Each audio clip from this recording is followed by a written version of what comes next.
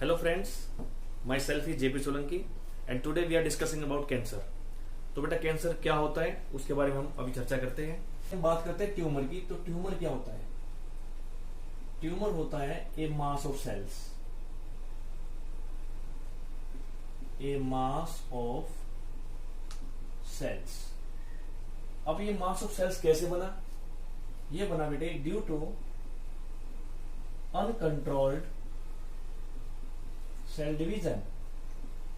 Uncontrolled cell division से एक पूरा मास बन गया सेल्स का, तो उसको हमने ट्यूमर बोल दिया। ओके, अब ये ट्यूमर जो होता है वो दो टाइप का होता है। One is benign tumour and second is malignant tumour. Malignant tumour, तो दोनों में क्या डिफरेंस हम देखते हैं। दोनों के डिफरेंस, इसके अंदर भी बेटा अनकंट्रोल्ड माइटोसिस है, अनकंट्रोल्ड माइटोसिस, और इसके अंदर भी क्या है? अनकंट्रोल्ड माइटोसिस है।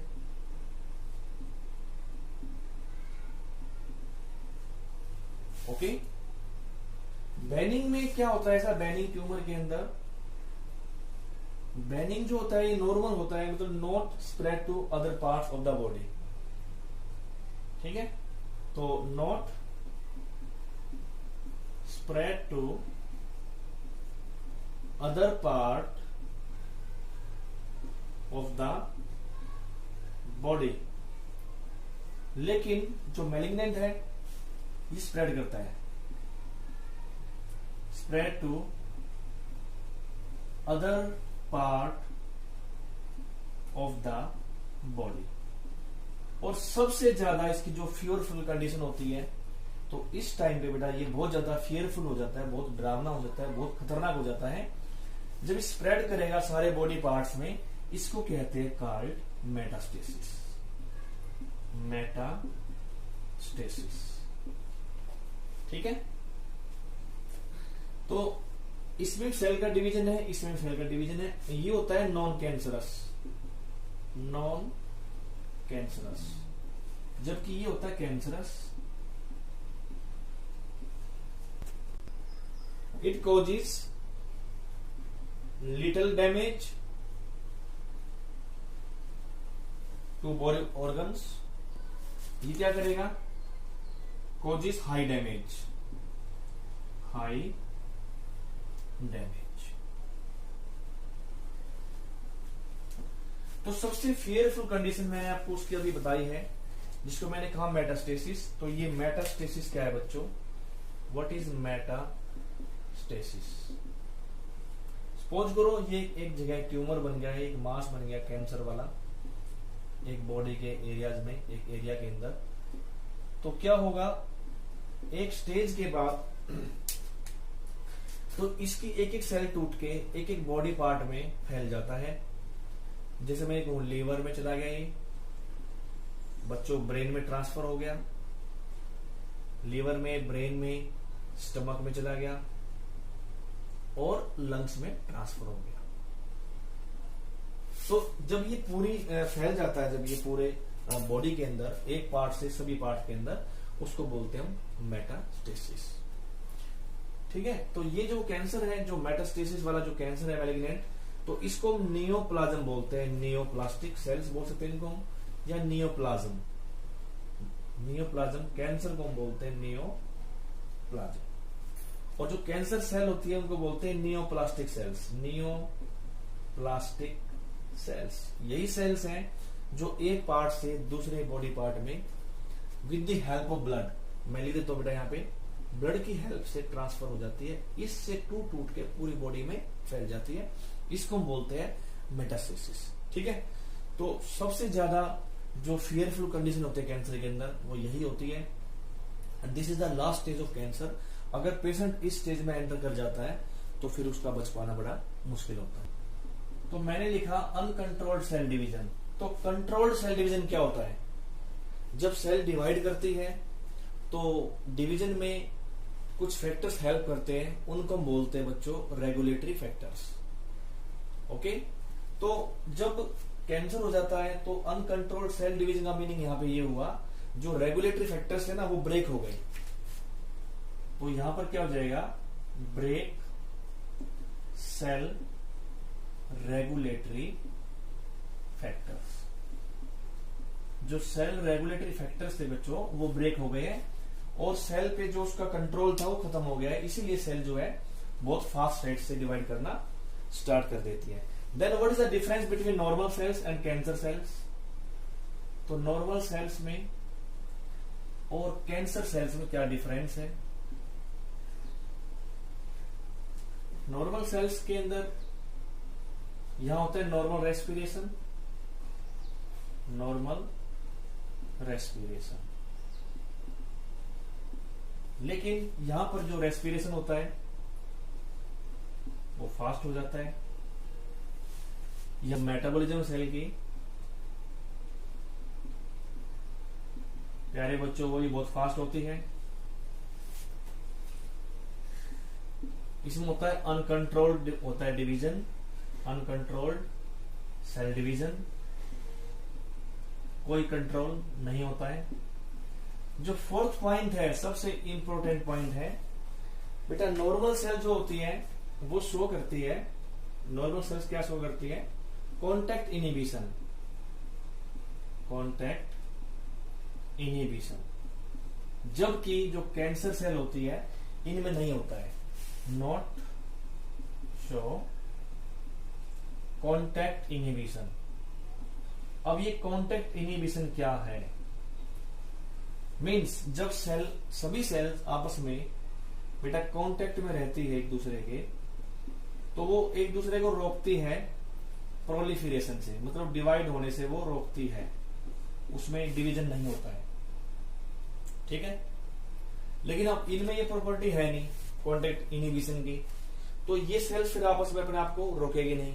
तो रोकेगी नहीं तो क्या होगा कि वो सेल जो है लगातार डिवाइड करती रहती है।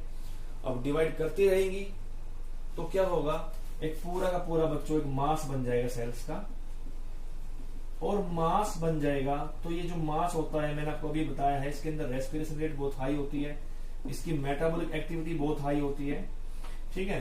तो ये पूरा एक मास बना लेती है, अपनी ब्लड वेसल्स अपनी अलग से तैयार कर लेती है, उसको हम एंजियोजेनेसिस बोलते हैं, एंजियोजेनेसिस उसको बोलते हैं, एंजियोजेनेसिस। अपनी खुद की जो ब्लड वेसल्स हम वो तैयार कर लेती है। और क्या होता है बच्चों उसके अंदर कि जितना भी नरिशमेंट जो नॉर्मल सेल जो ले रही होती है, मान लो यहाँ पर नरिशमेंट, ये नॉर्मल सेल्स है, रेड कलर में दिखा रहा हूं आपको मैं, तो जो नरिशमेंट इनको मिलता है तो वो नरिशमेंट इसके नाम का ये ले लेती है cancer cells. They got all the nutrients और nourishments from the normal cells. तो नॉर्मल सेल जो होती है, जो नॉर्मल सेल है ये हो जाएंगी स्टार्व, STARV, स्टार्व, ये स्टार्व हो जाएगी। कॉजेज ऑफ कैंसर, तो ऐसे एजेंट्स जो कैंसर कोज करते हैं बेटा उनको बोलते हैं कार्सिनोजेंस, कार्सिनोजेंस। तो इनको बोलते हैं cancer causing agents, cancer causing agents, जो कि नॉर्मल सेल्स को कैंसर सेल में कन्वर्ट कर देते हैं, ठीक है। तो ये क्या करेंगे, कन्वर्ट कर देंगे, कन्वर्ट नॉर्मल सेल्स इनटू किसमें, कैंसर सेल्स के अंदर। अब ये एजेंट कौन कौन से होते हैं, तो पहले हम करेंगे फिजिकल एजेंट्स।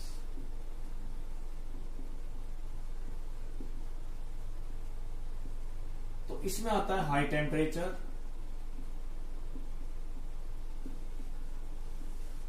और रेडिएशंस, हाई टेम्परेचर और रेडिएशन दोनों ही जो ये एजेंट हैं ये डीएनए को डैमेज कर देते हैं।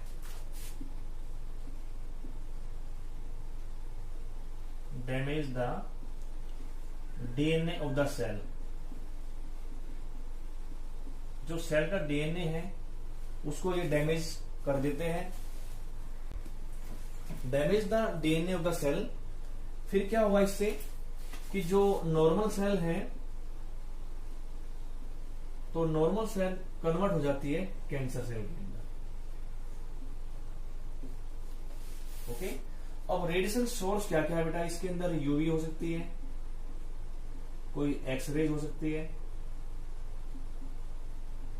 कोई गामा रे हो सकती है,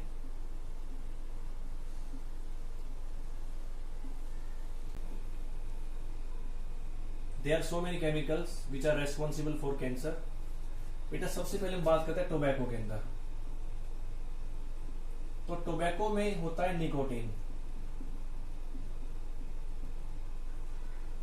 chewing of tobacco is very harmful because it causes lip cancer और माउथ कैंसर इससे होता है। बेटा केमिकल्स के अंदर और कुछ डाई होती है, dyes like ethidium bromide, ethidium bromide, और खासकर डाई इंडस्ट्रीज वगैरह होती है, तो उनमें भी कुछ केमिकल्स होते हैं जो कैंसर कॉज करते हैं। इसके बाद आता है बायोलॉजिकल एजेंट। बायोलॉजिकल एजेंट्स में बच्चों आएगा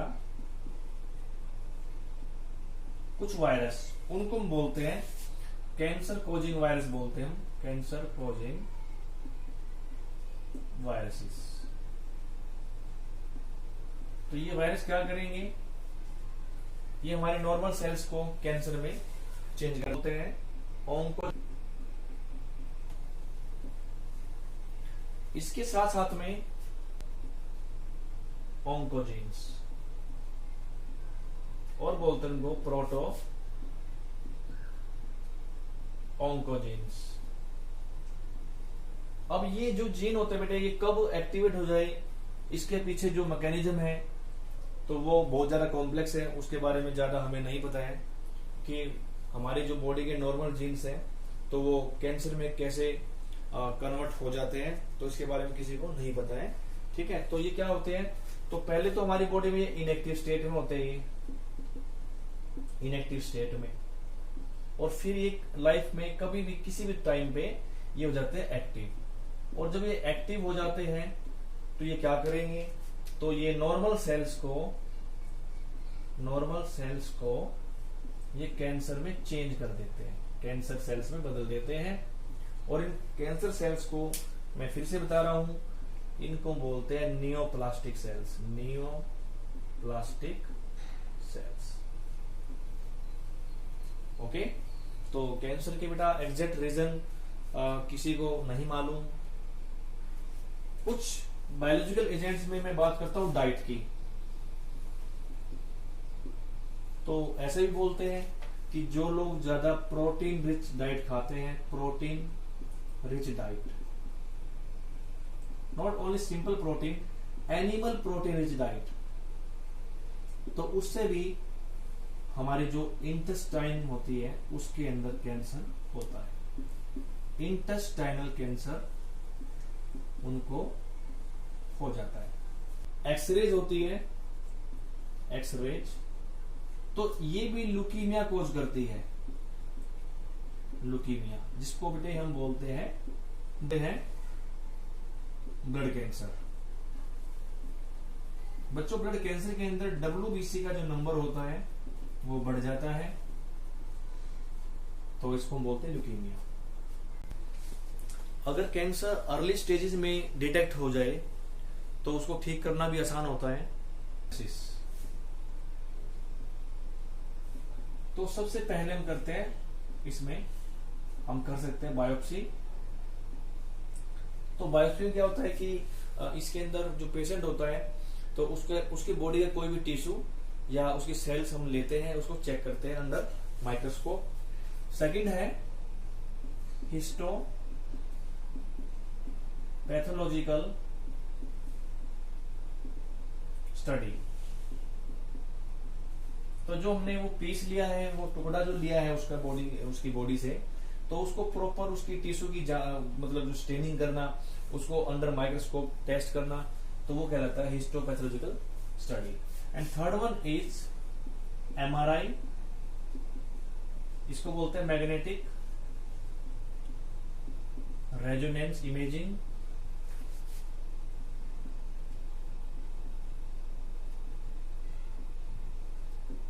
तो इसके अंदर स्ट्रॉन्ग मैग्नेटिक फील्ड यूज करते हैं टू डेवलप 3 डायमेंशनल पिक्चर या pic of the organ. And fourth one is CT scan. तो सीटी स्कैन में क्या करते हैं, इसको हम बोलते हैं कंप्यूटेड टोमोग्राफी। तो इसके अंदर हम एक्सरेज यूज करते हैं, यूज एक्सरेज उस टिश्यू को जानने के लिए।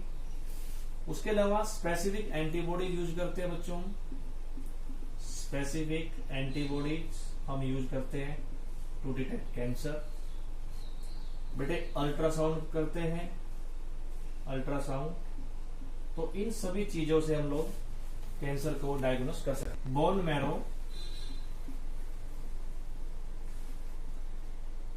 टेस्टिंग। बोन मैरो के अंदर सेल्स होती है, बोन मैरो सेल्स। तो उन सेल्स का बिहेवियर देखते हैं कि वो कितनी फास्ट रेट से मल्टीप्लाई कर रही है, और ऐसा किया जाता है ड्यूरिंग ब्लड कैंसर। तो इसके बाद हम अब स्टार्ट करेंगे में क्या करते हैं कैंसर के अंदर। सबसे पहला जो ट्रीटमेंट है वो है सर्जरी।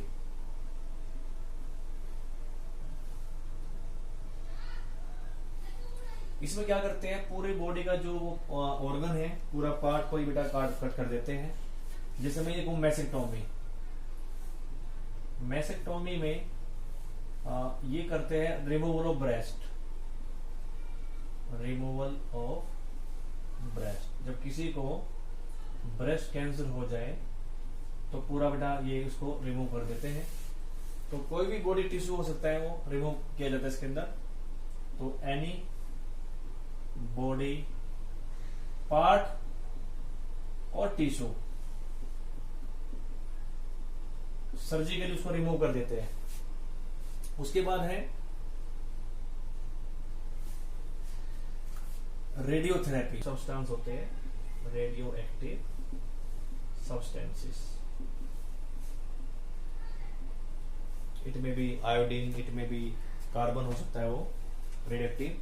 तो ये क्या करते हैं, kill cancer cells, cancer cells. Now the third one is chemotherapy. Chemo, तो बेटा ये बहुत ज्यादा यूज होती है। तो इसमें केमिकल्स यूज करते हैं, एंटी कैंसर केमिकल यूज करते हैं, एंटी कैंसर ड्रग्स तो वो यूज करते हैं।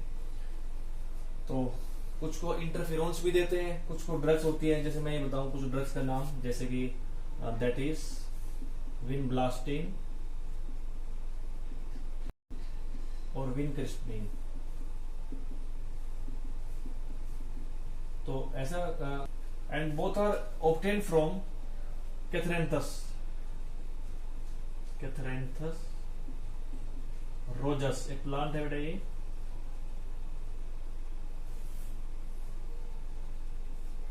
तो इस प्लांट से ये ऑब्टेन होती है दोनों ड्रग्स, कैथरेंथस रोजेसी।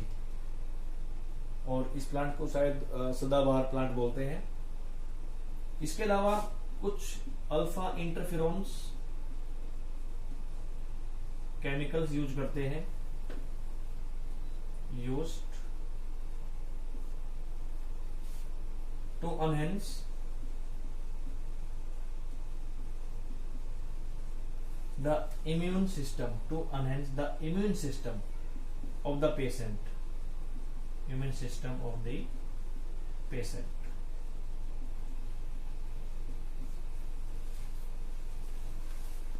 चौथी टाइप होगी इसके अंदर immunotherapy.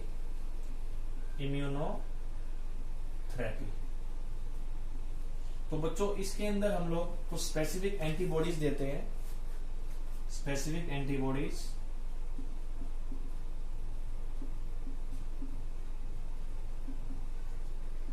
which kill cancer cells,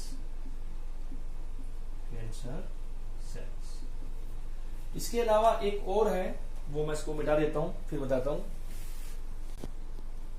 hormonal therapy. Hormonal therapy बेटा अब ये है क्या, जैसे कि फीमेल्स में ब्रेस्ट कैंसर हो जाता है तो उनको हम मेल हार्मोन देते हैं, उसका नाम है टेस्टोस्टेरोन। तो testosterone are given to female who suffer from breast cancer. बच्चों ज्यादातर पेशेंट्स में जो ट्रीटमेंट करते हैं तो एक कॉम्बिनेशन से करते हैं, तो उसके अंदर surgery,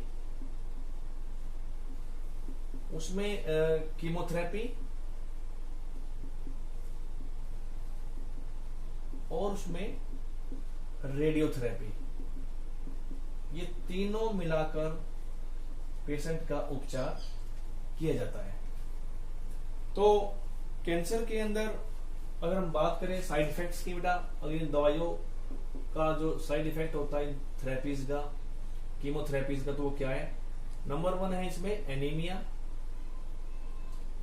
number 2 hair loss, number 3 extremely weakness.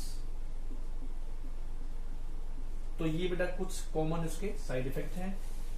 तो अभी लेक्चर बहुत बड़ा हो जाएगा, तो कुछ सिम्टम्स भी बेटा कैंसर के होते हैं, जैसे कि किसी बॉडी पार्ट से लगातार ब्लीडिंग हो जाना, हमारी बॉडी में लगातार जो है फीवर रहे लॉन्ग टाइम तक, किसी भी बॉडी पार्ट के अंदर पेन रहे।